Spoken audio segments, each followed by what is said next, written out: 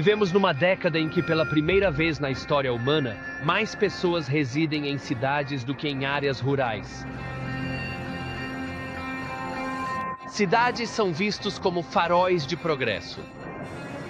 À medida que se desenvolvem, elas atraem pessoas em busca de prosperidade, segurança ou uma vida melhor. 21 milhões vivem na Cidade do México, uma das cidades globais que definem nossa era moderna. É o motor político, cultural e econômico de todo o México. Mas seu tamanho é um grande problema? Como manter a ordem e controlar tantas pessoas?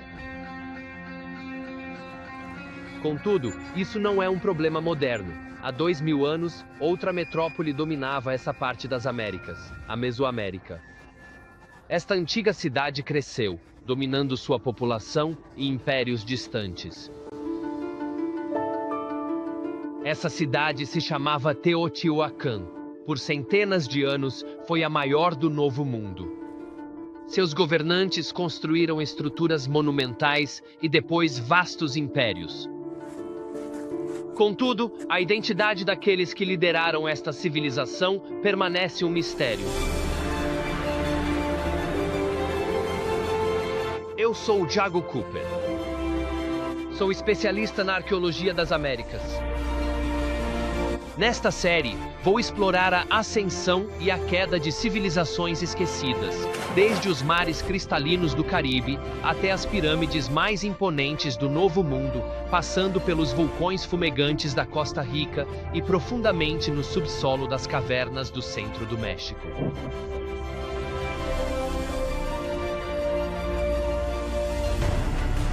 Viajarei pelos passos desses povos para desvendar seus segredos e descobrir as culturas que floresceram em meio às paisagens mais dramáticas do mundo. Então, o que impulsionou a ascensão e influência desta grande cidade de Teotihuacan? O que impulsionou a cidade e seu povo foi a ideologia de conquista, comércio e religião. E quero entender como esta poderosa civilização virou cinzas.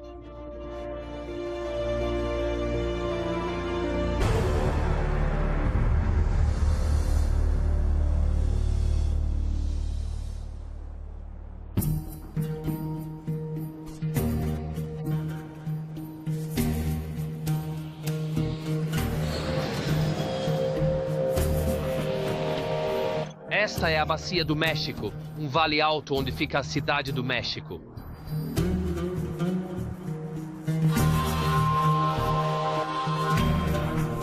Contudo, a apenas 48 quilômetros a nordeste da capital, encontram-se os restos de Teotihuacan, uma vasta cidade-estado que se formou há quase 2000 anos.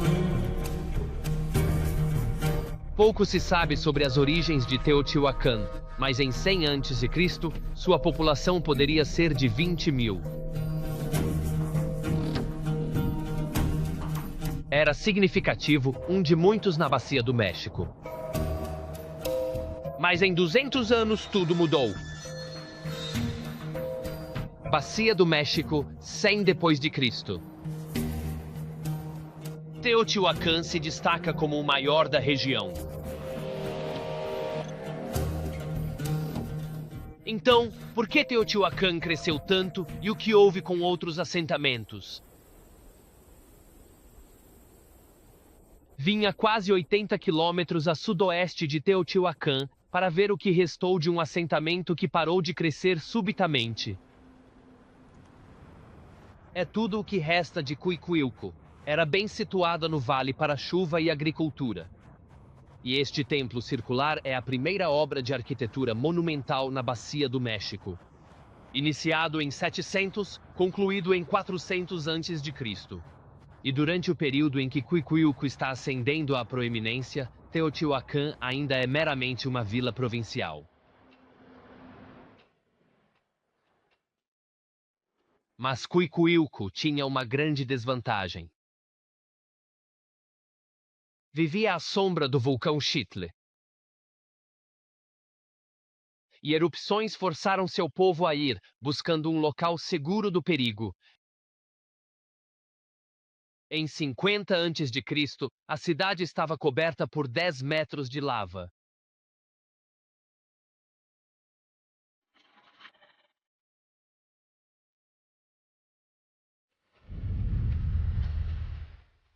O que aconteceu com Cuicuilco não foi um caso isolado.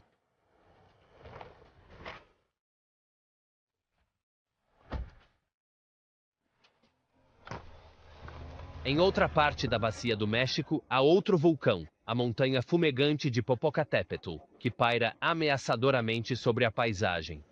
Sabemos que no primeiro século depois de Cristo, ele entrou em erupção catastrófica, forçando as pessoas a migrar em busca de um futuro mais seguro.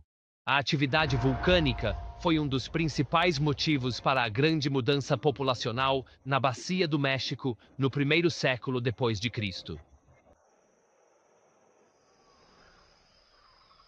Pessoas migravam para o norte, livres de forças naturais violentas.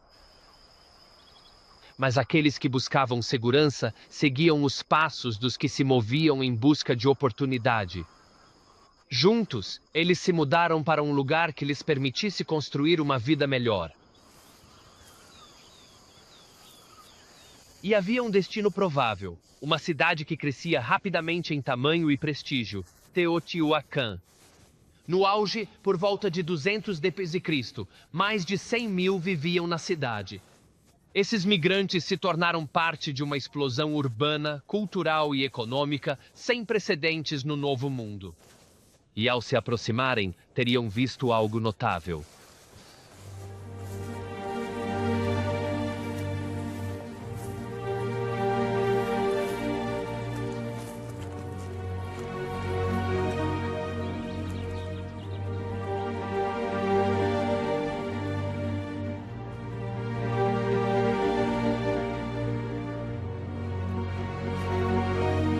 Esta é Teotihuacan, enorme, cobrindo 20 quilômetros quadrados. Espacialmente, tudo se organiza em 3 estruturas monumentais. Arqueólogos descobriram que esses edifícios eram cobertos por fachadas brilhantes com motivos arquitetônicos requintados, transmitindo grande opulência.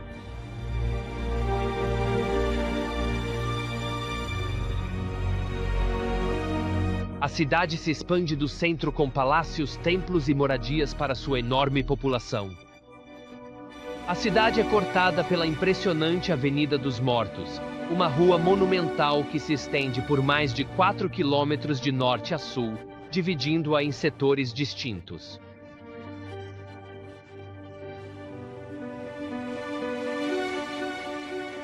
O local é construído com uma orientação de 15,5 graus a leste do norte astronômico, alinhado às Pleiades, um dos aglomerados de estrelas mais visíveis no céu noturno.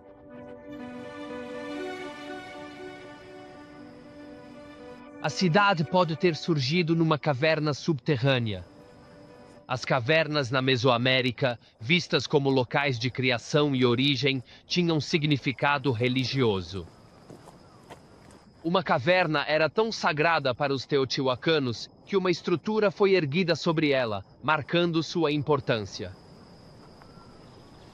Esta é a Pirâmide do Sol, a maior e mais impressionante estrutura de Teotihuacan no Novo Mundo.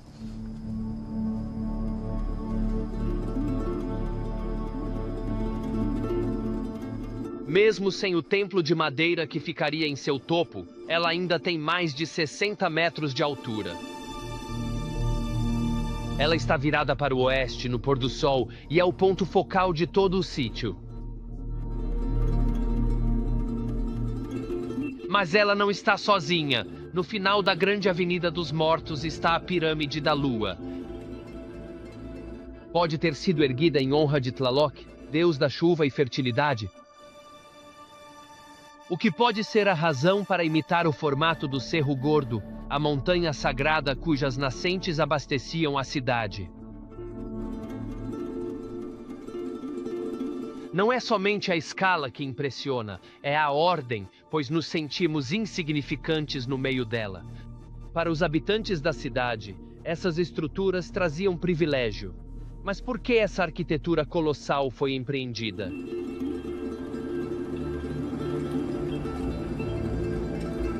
Saburo Sugiyama liderou inúmeras escavações em Teotihuacan e tem tentado descobrir o que estava por trás da construção desta cidade. Realmente não dispomos de muitas informações sobre a fase inicial da formação de Teotihuacan. Mas esta cidade foi criada como uma metrópole planejada desde os seus primeiros fundamentos. Se olharmos para a escala das formações urbanas, teremos que propor que havia uma estrutura política muito organizada, uma estrutura política muito bem organizada aqui. Caso contrário, não seria possível controlar 100 mil pessoas. Deve ter havido organizações políticas muito fortes. Até que ponto você acha que o layout arquitetônico aqui reflete um nível de governo ou um nível de controle no local? Eu penso, que existiam governantes muito fortes, talvez até governantes carismáticos, que criaram e inventaram novas visões de mundo. E eles materializaram essas ideias sobre como o mundo se constituía, como nós éramos.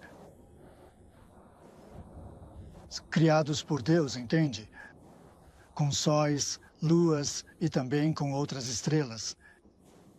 Todo esse movimento é uma interpretação das visões de mundo. Tais visões formaram a religião usada pelos governantes para controlar Teotihuacan. As crenças foram incorporadas nas próprias fundações da cidade. As medidas que ditavam as dimensões de seus edifícios estavam embutidas em sua religião e em seus corpos físicos. Teotihuacan tinha uma unidade de medida padrão, que tinha exatamente 83 centímetros de comprimento. Acredita-se que essa medida veio do peito até a ponta dos dedos de um teotihuacano comum. O mais incrível é que o plano urbano de Teotihuacan foi todo projetado com esta medida padrão. A base da pirâmide do Sol tem exatos 260 por 83. E 260 simboliza o calendário ritual de Teotihuacan. E a base da pirâmide da Lua tem 105 vezes 83 centímetros. Somando 105 a 260, obtemos 365, o calendário solar anual. O calendário ritual de 260 dias em Teotihuacan era baseado em eventos religiosos e definia as dimensões da pirâmide do Sol, ligando a construção da cidade ao seu sistema de crenças. Mas a crença não se via só nas construções. Em toda a cidade há obras de arte extraordinárias que visavam unir as pessoas pela religião. David Caraballo me guiou por um dos murais mais distintos de Teotihuacan. Dá para sentir sua originalidade. Isso é mais que arte decorativa. Conta uma história. Sim, parece ser uma projeção de Teotihuacan do que poderia ser um paraíso. Então, este lugar de fartura e abundância. Lembremos que estamos num ambiente semiárido com ciclo definido de chuva e seca. Então, este paraíso aquático seria de fato muito atraente, pois os líderes do estado garantiam a vinda das chuvas, por cortesia do deus da tempestade, e mantinham boas colheitas. Então vemos esses canais que irrigam campos agrícolas com plantações que podemos identificar como milho, mas também plantas floríferas sendo colhidas. Então é uma cena de abundância e prosperidade. Uma coisa para realmente focar aqui é que a ênfase está no sistema religioso e não nos indivíduos. Então, há indivíduos aqui, mas eles estão subordinados ao Deus da tempestade que os rodeia. E este motivo maior, com duas figuras praticamente idênticas, que são sacerdotes, diligentemente fazendo oferendas à figura central, que é debatida. Alguns acreditam que é uma imagem feminina, uma deusa, e acho que a iconografia do Estado parece reiterar esta mensagem. O sistema religioso importa, as divindades importam, e cuidar delas importa. Papéis individuais não importam. Seus papéis sociais de sacerdote ou guerreiro são cruciais para a sociedade. Não podemos identificar um governante em toda essa arte mural da cidade. Embora não ofereça pistas sobre a identidade dos governantes, o mural prega sua mensagem religiosa. Se o povo seguisse, tudo ficaria bem em Teotihuacan. Mas o bem-estar de Teotihuacan exigia mais que a observância religiosa do povo. Um ritual violento apaziguava os deuses e demonstrava o poder dos líderes, bem como a força de sua crença. O sacrifício. No ano 2000, arqueólogos escavavam dentro da Pirâmide da Lua, e o que acharam foi uma série de diferentes sepulturas. Esta pequena coleção vem da Sepultura 4, com 17 crânios encontrados, juntos, sem o resto do esqueleto. O interessante é que todos os crânios foram achados com 3 vértebras cervicais, indicando que o crânio humano tinha carne ao ser depositado, ou as vértebras teriam se soltado. Se olharem aqui, podem ver marcas de corte na parte de trás das vértebras. Acreditamos que estas pessoas foram mortas com um golpe forte na nuca. Pelo corte, é claro que não foram removidos num só golpe, mas por um processo de serragem para auxiliar na remoção da cabeça. O interessante é que, ao olharmos a mandíbula, o osso do maxilar, notamos que ela estaria normalmente nesta posição. Contudo, por baixo da mandíbula, exatamente aqui, é possível notar uma marca de corte que entra, vinda da direção oposta. Então, há um golpe forte na nuca e um processo de serragem para cortar a cabeça por trás. Uma lâmina afiada, a julgar pelas marcas, entrou pela frente para remover a cabeça. Então, testemunhamos um processo laborioso para separar estas cabeças do corpo, o que nos faz perceber que estas pessoas foram decapitadas especificamente para serem oferecidas em alguma cerimônia no âmago da Pirâmide da Lua.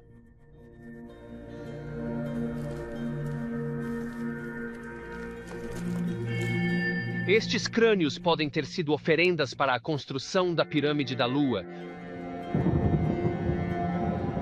O sacrifício foi também uma ferramenta política para controlar a população diversa da cidade.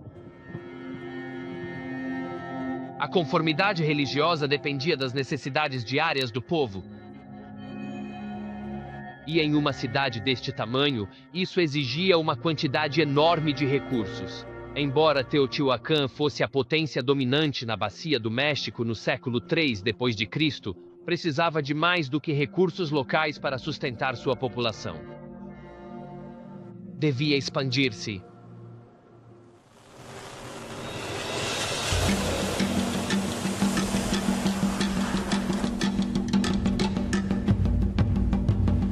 Preciso dirigir 80 quilômetros ao norte, para o estado de Hidalgo, para começar a entender como Teotihuacan se expandiu para um império usando o comércio. E como, em recursos preciosos, tinha uma grande vantagem.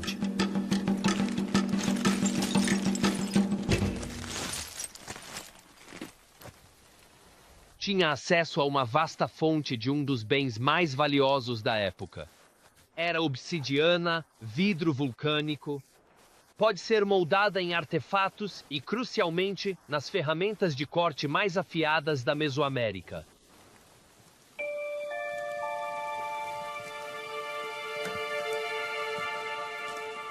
Na ascensão de Teotihuacan, metal não era trabalhado na Mesoamérica. Obsidiana era essencial para o dia a dia. Devido ao seu valor, o Estado controlava a obsidiana não só para uso na cidade, mas para comércio.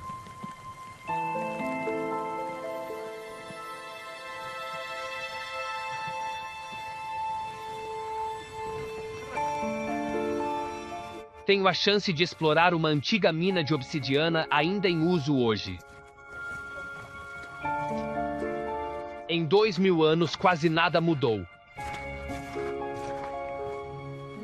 Ainda se vêem minas antigas e as marcas de queimaduras das tochas de Teotihuacan. São lugares claustrofóbicos e que permanecem sendo extremamente perigosos. Minerar neste tipo de solo é muito perigoso porque é muito solto e, dá pra ver como os túneis podem desmoronar facilmente. Então, nesses túneis pré-hispânicos que foram bloqueados, deve haver esqueletos de desmoronamentos de cavernas. Tá.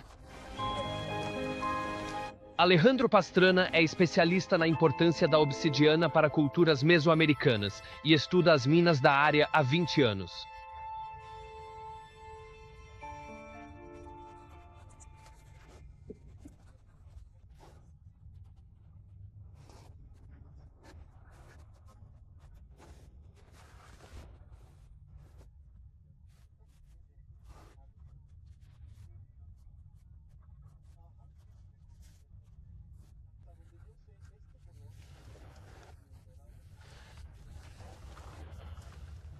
Esta obsidiana verde era valorizada pela sua qualidade e significado religioso.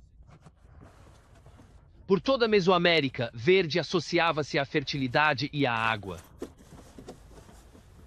Embora esses mineradores trabalhassem longe da cidade, a religião de Teotihuacan transformou seu trabalho manual em ato simbólico.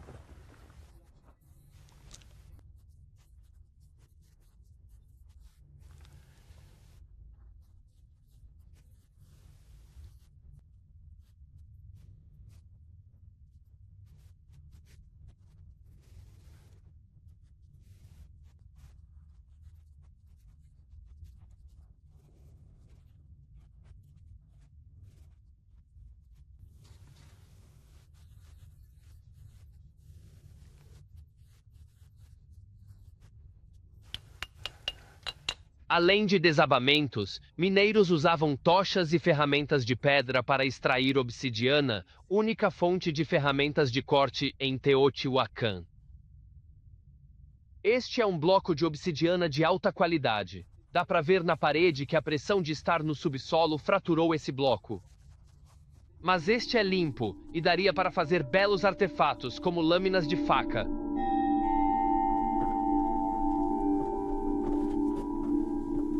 Os blocos de obsidiana podiam pesar até 500 quilos e teriam sido quebrados à mão em pedaços mais manejáveis. Uma vez na superfície, a obsidiana seguia para a próxima fase de produção.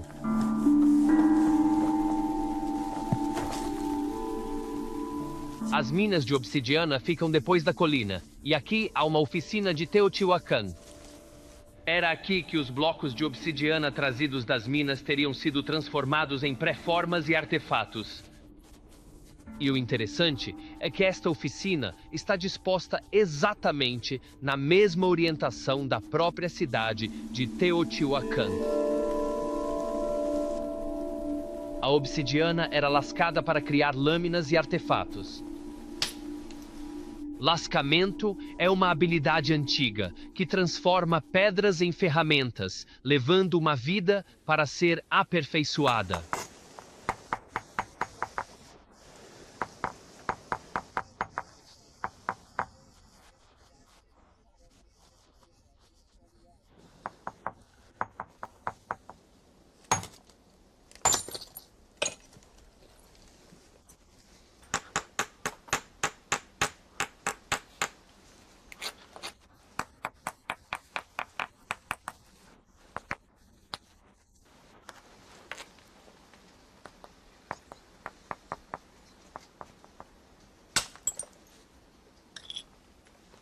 Ah, bonita. Esta é muito bonita. Esta qualidade. Sim, mas esta é linda, com a perspectiva de uma lâmina teotihuacana. Eles têm muito mais fino. Vem neste formato quando? Você pode testar o fio. Sim, mas esta. Sim. Não, isso sim. É bem fina, não é? Mas o fio se perde muito rápido. Sim. Por isso precisavam de muita obsidiana. Muita obsidiana. Mais para fora. Bata para fora. Um pouco mais. Estás batendo para dentro. Isso. Ei, que ótimo! Aqui está a lasca, e você vê, é uma bela obsidiana translúcida.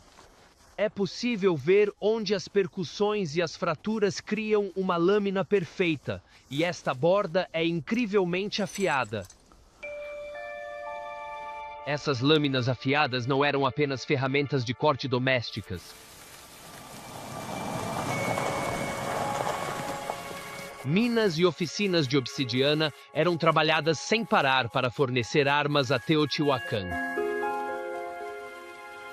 Milhares de lâminas de obsidiana eram cruciais para o exército de Teotihuacan, o maior da Mesoamérica. Marco Cervera é um arqueólogo que vai me mostrar as armas de escolha de Teotihuacan. Sim, está bom, está bom. O atlatel é metade de uma arma. A outra metade é um dardo com ponta de obsidiana.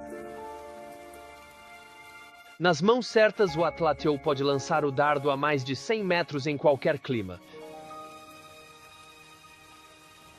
Penduramos uma perna de boi para simular carne humana, pois quero saber como a tecnologia de armamentos de Teotihuacan lhes dava vantagem tática na guerra. Isto é... Ei, Foi. chegou. Olha, cara. Ficou dentro, sim. Vamos conversar agora. Leste. Não, mas penetrou, hein? Sim, e esse é com a ponta de obsidiana, elas podem entrar. E também tem esse estilo em obsidiana que pode ir bem mais adentro, certo? Exato. E aqui claramente filmado, certo? Evidentemente se vê a capacidade de penetração. E obviamente isto é letal. Então, o atlatel é uma tecnologia que existe na Mesoamérica há milhares de anos, desde a Idade Lítica. Mas Teotihuacan o produziu em escala industrial. Se imaginarmos um exército de 10 a 15 mil pessoas usando atlatls, seria como uma chuva de dardos caindo no inimigo. Então, onde e quando essa força foi usada? Foi usada principalmente para os fins do Estado, que eram econômicos. Teotihuacan tinha uma ampla rede de comércio. A maior parte da atividade se dava no corredor de Teotihuacan. Regiões ricas em recursos eram o alvo.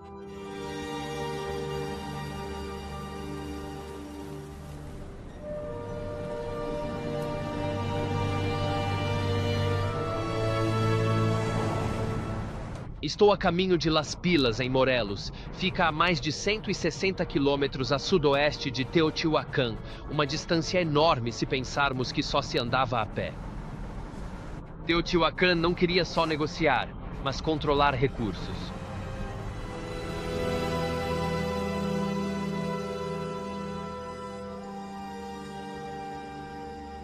Isto é Las Pilas. Era um pequeno povoado que ficou sob o controle direto de Teotihuacan. A presença deles pode ser vista por todo o local.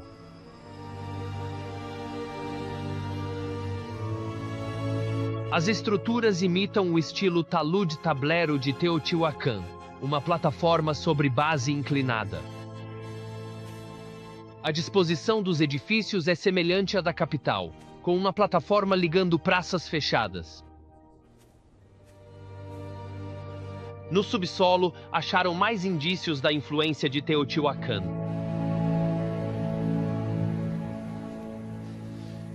Os enterros nesta praça central continham muita cerâmica estilo Teotihuacan. Em vários casos, acharam-se indivíduos com mais de 100 vasos de oferendas, importados e locais. Havia um forte motivo para a presença de Teotihuacan em Las Pilas, assegurar o cultivo de uma cultura preciosa, impossível de ser cultivada na Bacia do México. O clima de Teotihuacan não era quente o bastante para algodão. Os teotihuacanos precisavam de muito algodão para suas roupas, tecidos e armaduras de guerra. Então eles precisavam garantir uma oferta confiável.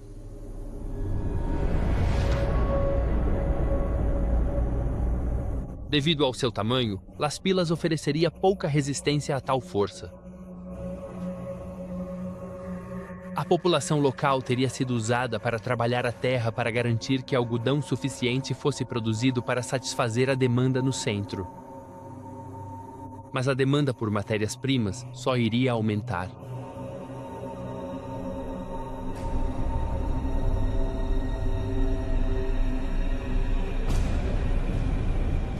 Teotihuacan cresceu e precisou de mais recursos. Rotas comerciais foram mantidas para sustentar seu poder, mas novas áreas foram exploradas. Eles enviaram pessoas para conquistar novos territórios. Sigo 480 quilômetros a sudeste ao Vale de Oaxaca, berço dos Zapotecas, outra antiga civilização. Contatos pacíficos existiram por muito tempo entre as civilizações, mas por volta de 250 d.C., a demanda de Teotihuacan por recursos pôs fim a essa relação.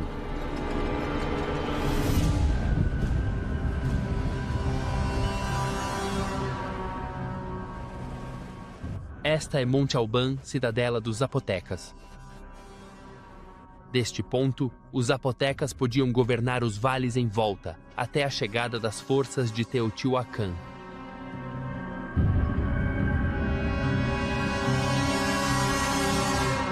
Centenas de guerreiros armados marcharam sobre Monte Alban, prontos para o conflito. Quando isolaram a elite zapoteca no topo da plataforma norte da cidade, a batalha já estava ganha.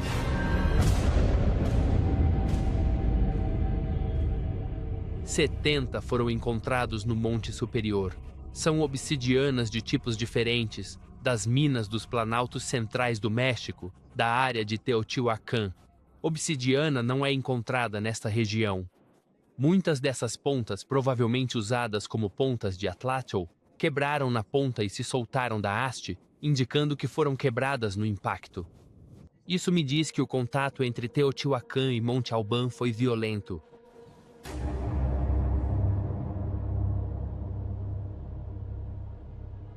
A violência continuou após o conflito.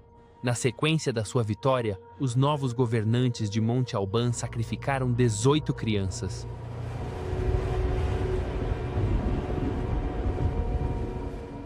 Este derramamento foi por um recurso que os zapotecas não usavam, mas era cobiçado por Teotihuacan. Um mineral frágil e delicado chamado mica. Teotihuacan valorizava suas qualidades translúcidas e reflexivas, usando-a em edifícios religiosos e cerâmica.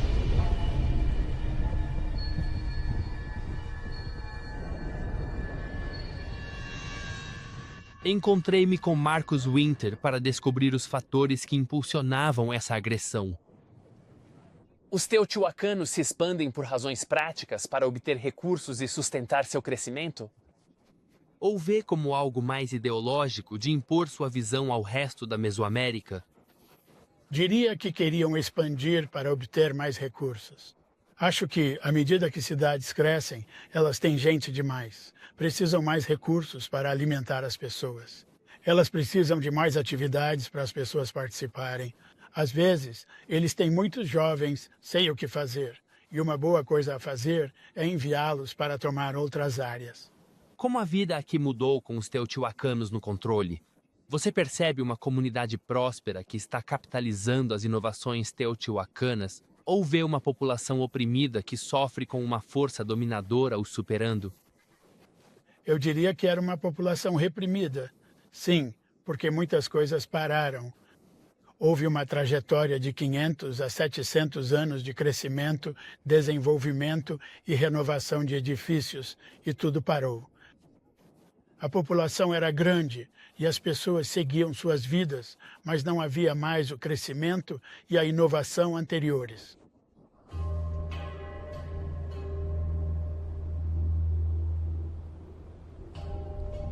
As ações imperiais de Teotihuacan prejudicaram cidades como Monte Alban. Mas a busca por recursos e expansão não parou aqui. Este sítio de Monte Alban ilustra como Teotihuacan conseguiu controlar regiões a mais de 560 quilômetros da capital, mas a sua influência se estendeu ainda mais. Em locais como Tikal, a mais de 960 quilômetros na Guatemala, a influência de Teotihuacan também foi sentida. Os governantes de Teotihuacan criaram uma religião forte, permitindo-lhes controlar primeiro uma cidade e depois um império. Os benefícios do comércio e império enriqueciam a cidade, mas também fortaleciam a posição dos governantes. Para ilustrar como esse poder crescente se manifestou, a última estrutura monumental erguida em Teotihuacan é notável e uma edificação nela tem importância crucial. Situava-se no centro do grande complexo murado de 16 hectares, conhecido como Cidadela. Toda a população caberia dentro de seus terrenos.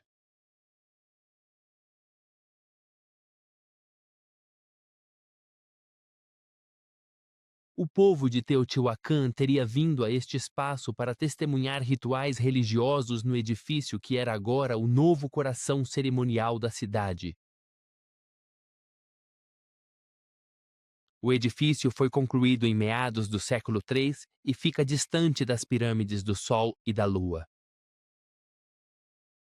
Arqueólogos acreditam que esta construção foi uma exibição de poder por um novo governante em Teotihuacan. Este é o Templo da Serpente Emplumada, uma criatura mítica encontrada em toda a Mesoamérica. É um potente símbolo de poder, e isso é crucial, pois este templo fornece fortes evidências de que o poder crescente de uma elite é administrado pela religião, mas mantido pelo medo. Toda a estrutura do templo é uma montanha sagrada emergindo do mar. Cabeças de crocodilo marcavam o início. O tempo começou com o crocodilo emergindo da água para a terra. Serpentes emplumadas representam o poder dos governantes. Esses governantes agora pareciam estar ligando diretamente seu poder ao início dos tempos. Mas esse poder não era só reforçado pela grandiosa ornamentação de um edifício. Se algo indicava uma mudança na liderança de Teotihuacan, era a escalada de sacrifícios humanos. 260 vítimas foram achadas nas escavações deste templo. Uma para cada dia do calendário ritual e centenas a mais que os restos humanos das pirâmides anteriores.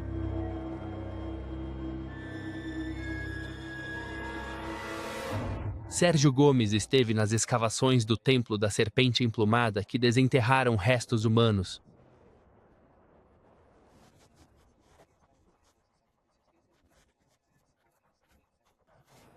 O sacrifício humano em Teotihuacan foi algo muito importante. Sabemos que o sacrifício era parte do dia a dia, o sacrifício humano era uma parte cotidiana de uma sociedade eminentemente religiosa. São acontecimentos que se referem ao poder, pois implicam que alguém é quase o proprietário da sua vida e pode fazer o que quiser com ela. Contudo, isso representa um aspecto da estrutura de poder que é disfarçado pela questão religiosa. Quem são os indivíduos que foram sacrificados? Eram de Teotihuacan ou vieram de outra parte da região? Ainda há discussão. É provável que muitos sejam, uma espécie de cativos ou membros de alto status de outros lugares que foram trazidos a Teotihuacan para este sacrifício. Existe até a suspeita de que alguns poderiam ser indivíduos de locais bem distantes, mas não se sabe com certeza de onde eles vinham. Mas o que os arqueólogos sabem é que, após a conclusão do templo, por volta de 300 d.C., houve uma grande mudança em Teotihuacan. Antes da construção, este lugar já havia sido um importante centro religioso, mas é provável que no início de sua história, Teotihuacan tivesse uma forte aliança com os zapotecas, que viviam no Vale de Oaxaca, a centenas de quilômetros. Por volta de 300 depois de Cristo, o que os pesquisadores sabem é que depois que o templo foi terminado, talvez... uma grande estrutura foi construída em frente ao templo, escondendo sua fachada opulenta. Seria uma rejeição da estrutura de poder que o templo representava? Sem conhecer melhor quem detinha o poder em Teotihuacan, os arqueólogos tiveram dificuldades para entender o significado das transformações no Templo da Serpente Emplumada.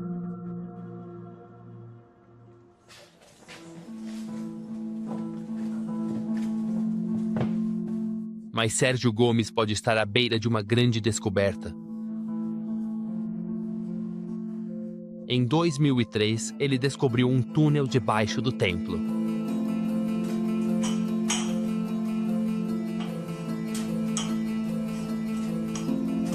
Permaneceu indetectável por mais de 1000 anos, pois Sérgio crê que os teotihuacanos o preencheram propositalmente.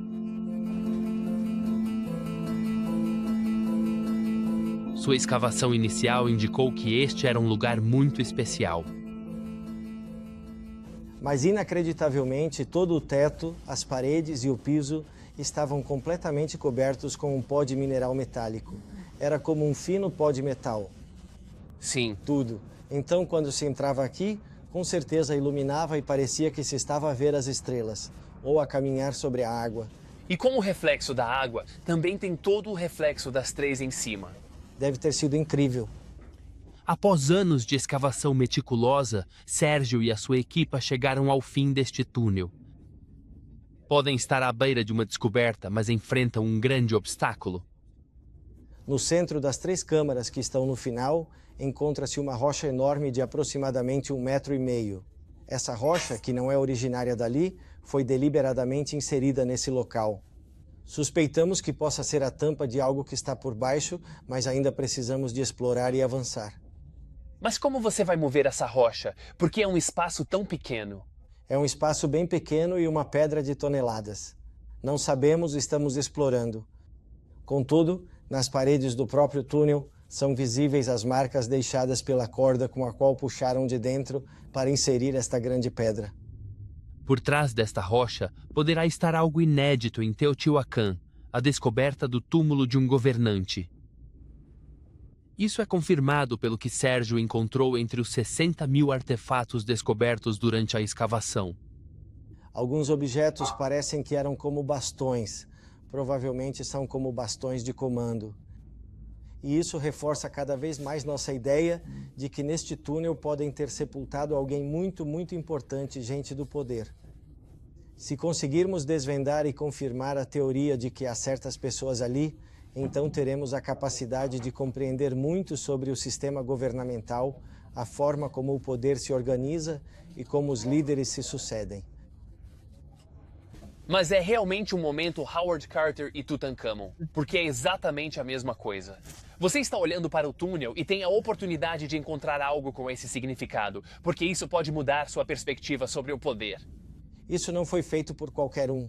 Há uma estrutura e um poder muito grande que ordena a construção disto e depois ordena o seu fechamento.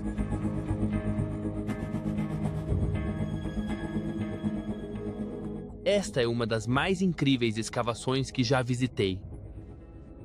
Espero que o que encontrarem na câmara final nos dê pistas cruciais para entender o que aconteceu em Teotihuacan no século III d.C., já que houve uma mudança completa na estrutura de poder da cidade. O fechamento deste túnel e o preenchimento de um possível túmulo de um governante são atos de simbolismo.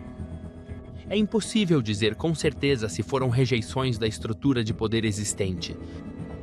Mas o que sabemos é que não há evidências posteriores de sacrifício na escala testemunhada no Templo da Serpente Emplumada, nem há mais estruturas monumentais construídas após sua conclusão. A construção continuou, mas se afastou do passado. Não eram mais estruturas honrando o poder dos líderes, mas algo que apontava a um auge cultural e político. O Estado estava agora reconstruindo a cidade para abrigar sua população em um estilo e escala nunca antes vistos. Isto é planejamento urbano em uma escala sem precedentes. As antigas estruturas de adobe foram substituídas por edifícios de pedra, concreto e gesso. O interessante é a arquitetura. O estilo é uniforme em toda a cidade. Havia acesso à água corrente, um sistema de drenagem. Os complexos eram murados para privacidade. Do lado de fora, havia ruas e, pela primeira vez na Mesoamérica, a cidade inteira era agora uma grande grade.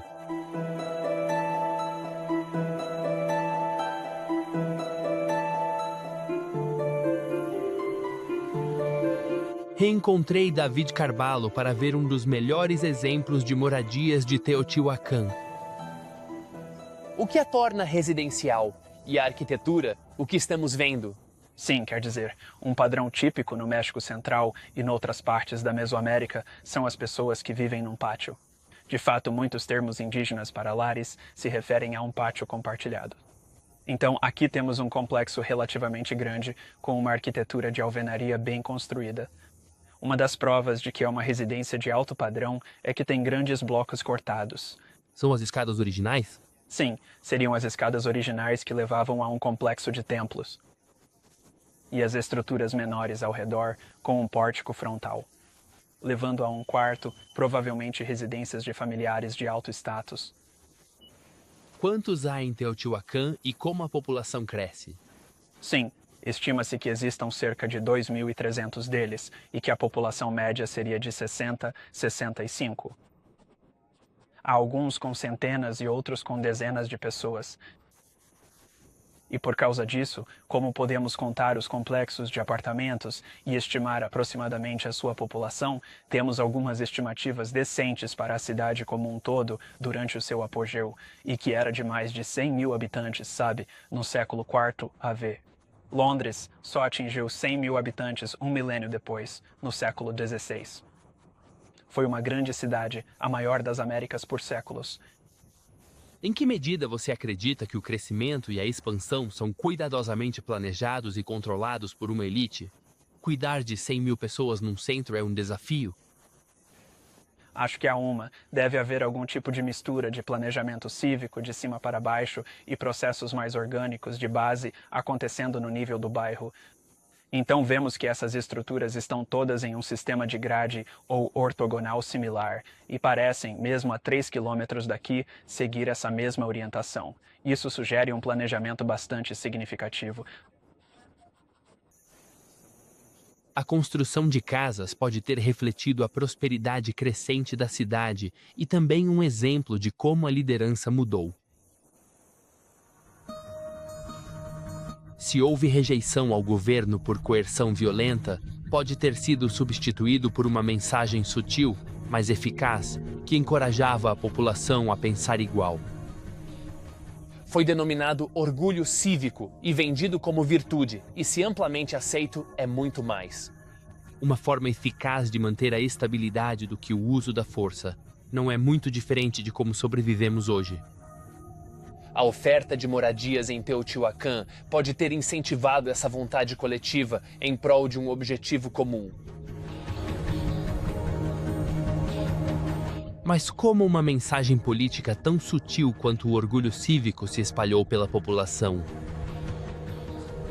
Uma descoberta nos anos 90 pode provar como essas mensagens políticas foram espalhadas em Teotihuacan.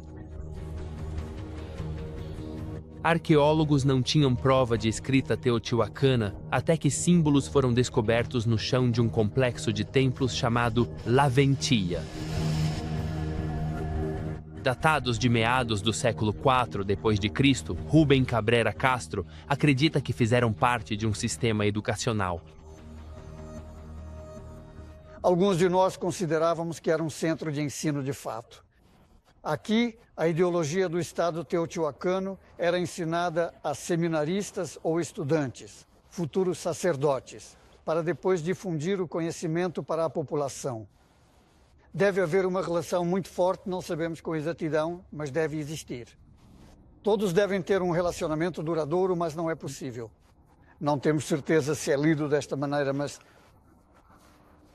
há temas, por exemplo, o Jaguar, que está falando do governante. estas bolsas de sacerdotes que estão falando dos sacerdotes. E em muitos outros casos, encontramos Tlaloc, que era o deus do Estado, pois Teotihuacan possuía numerosas divindades, mas a deidade principal do Estado era Tlaloc, e Tlaloc pode ser visto em diversos locais aqui. A colocação dos glifos foi inicialmente considerada aleatória, mas Rubem acha que as linhas horizontais e verticais no chão poderiam estar ordenando esses símbolos nas páginas de um códice, um livro antigo. Ele disse que, como os códices, onde também são reticulados. Assim, talvez para separar frases, discursos ou orações, ou até mesmo ideias que são muito diferentes umas das outras, mas ao mesmo tempo ligadas. Nós não temos isso ainda, de gramática entre uma língua, que é um passo para desenvolver uma cultura forte que possa expandir nossa sabedoria sobre Teotihuacan. Sim. É pintura arqueológica? Isto é arqueologia, é de natureza arqueológica, essa pintura. É por isso que... Sim. Estes glifos que Rubem me mostrou com linhas a dividi-los convencem-me totalmente de que são um códice. São, em grande parte, uma forma de escrita que pode comunicar informações entre gerações. Se pensarmos em Teotihuacan como cidade multiétnica e multicultural, como essa cultura se une por uma ideologia? Para mim, a escrita é crucial para comunicar informações através das gerações e unir Teotihuacan.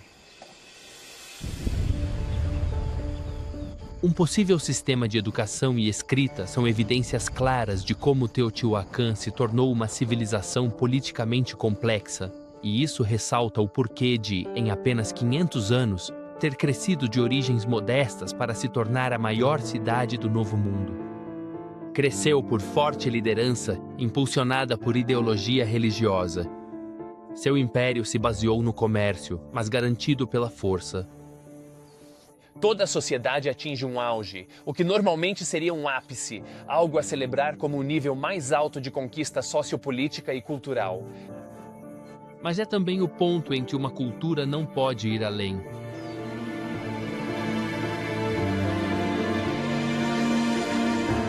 Onde pararia a expansão de Teotihuacan?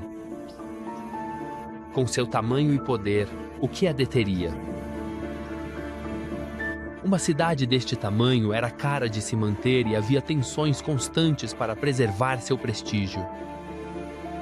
O sistema religioso apoiava a estrutura de poder da cidade e subjugava ameaças à liderança.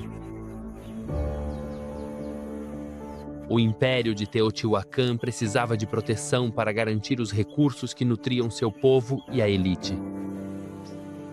Mas a liderança só existiria enquanto a cidade prosperasse. É irônico que as forças naturais que deram vantagem a Teotihuacan em sua ascensão ao poder agora possam causar sua queda. Em 536 d.C., houve uma súbita mudança ambiental na Bacia do México. Novas pesquisas sugerem que isso pode ter sido crucial para levar os teotihuacanos ao desastre. Foi a maior erupção vulcânica já registrada na América Central. O vulcão Ilopango ficava em El Salvador. Apesar de estar a quase 1.300 quilômetros, as cinzas e gases da erupção cobriram os céus de Teotihuacan.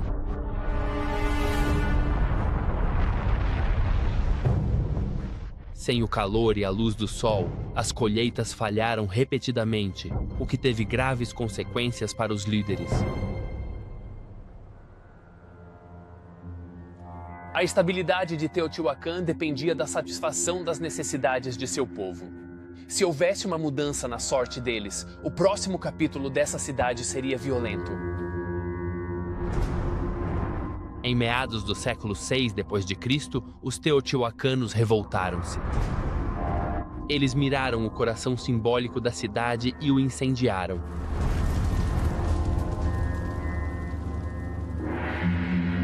David Carvalho fez parte da equipe que recuperou restos carbonizados de templos de madeira ao longo da Avenida dos Mortos.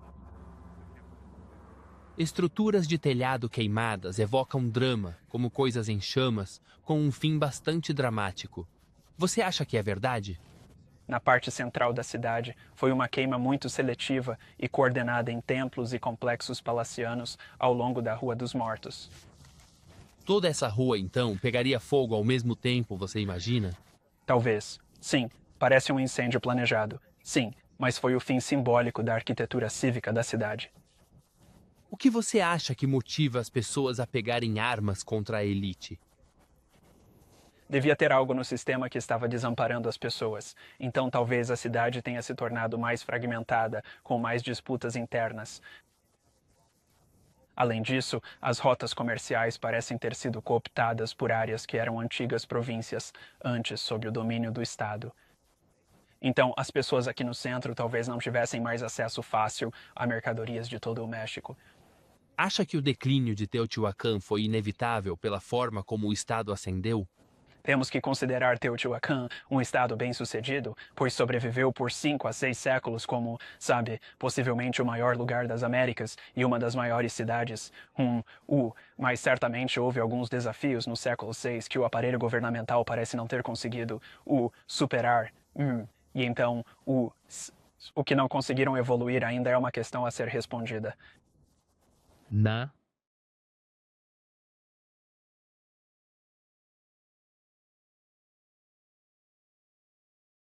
Após a revolta, o sistema estatal ruiu. A ideologia religiosa que unia o povo tinha sido rejeitada. Os primeiros a sair foram a elite, cuja estrutura de poder foi atacada. Uma população de 100 mil acabou reduzida a 20 mil pessoas. O poder de Teotihuacan é passado.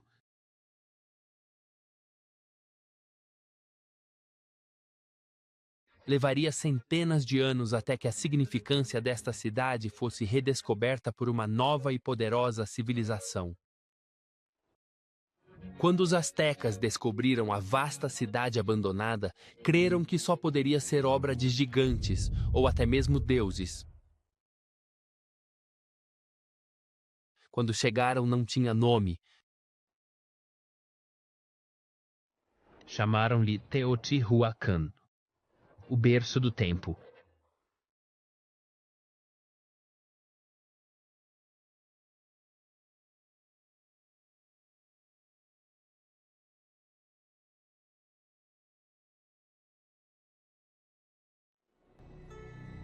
E agora? 2000 anos após sua construção, esta cidade ainda é muito importante. Um lugar antigo que, para mim, reflete os problemas urbanos que ainda enfrentamos. Teotihuacan é uma cidade extraordinária. Desvendar seus segredos e conhecer seus habitantes transformou minha percepção da vida urbana. Arquitetura, pessoas e poder se unem para criar um novo tipo de cultura. Uma frágil cultura urbana que coloca o novo mundo em um caminho que durará milhares de anos.